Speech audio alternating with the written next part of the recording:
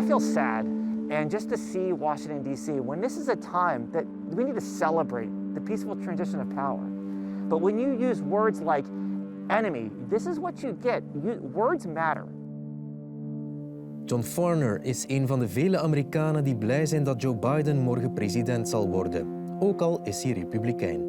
Hundreds of former George W. Bush administration, they are launching the 43 alumni for Biden's super PAC. We were called 43 alumni, which George W. Bush is the 43rd president of the United States.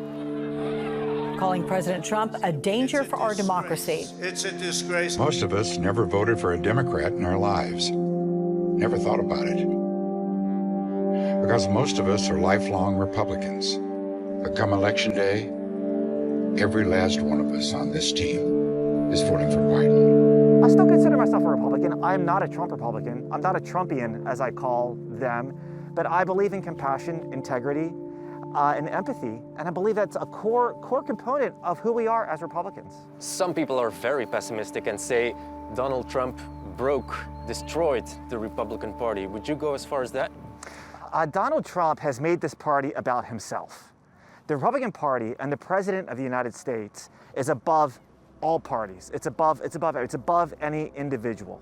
But Donald Trump made it all about him. He made the party all about him. It cannot be like that moving forward.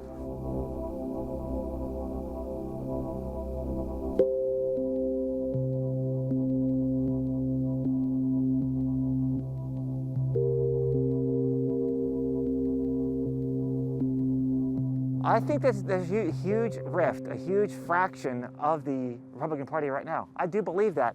And whether that some of my colleagues who I worked with for George W. Bush have gone to the Democratic Party. And I understand that completely because they think the Republican Party doesn't stand for their beliefs or it's a lost cause.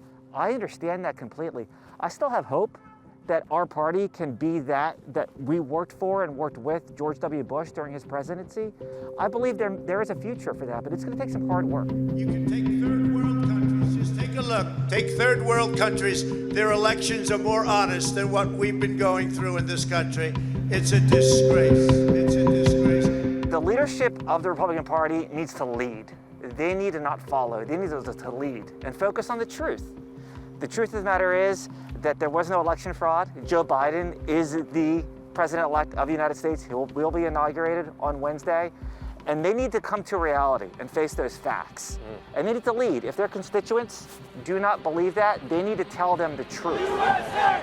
USA! You'll never take back our country with weakness. You have to show strength and you have to be strong. President Trump is now facing his second impeachment. If he isn't convicted in the Senate, are you afraid that he might cast his shadow on the Republican Party the next 4 years, maybe even be a candidate in 4 years? Let's put it this way. If inciting insurrection against the United States government and the United States legislature is not grounds for conviction after being impeached, I'm not sure what is. So let me be very clear on that. As an organization, we felt that the president's cabinet should have gotten together with the vice president and removed him from office immediately. The crimes committed against the United States that he incited, that he directed, are unforgivable. And he should be removed immediately and never hold public office again.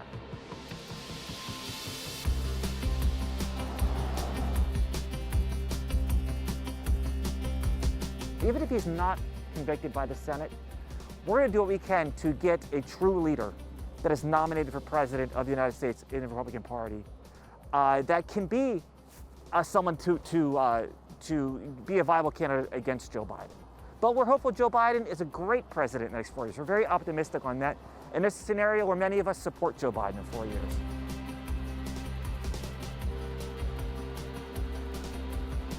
It's a bit of a double message because you, on the one hand, you wish Joe Biden all the luck. On the other hand, you hope that there's an honest Republican who will defeat Joe Biden in 4 years. The United States, I believe the United States deserves two good candidates running against each other.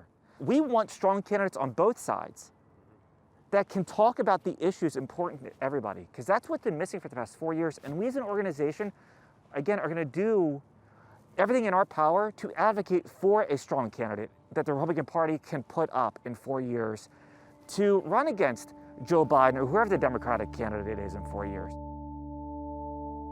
And then you might return to the Republican Party? We'll see. Ask me in 4 years.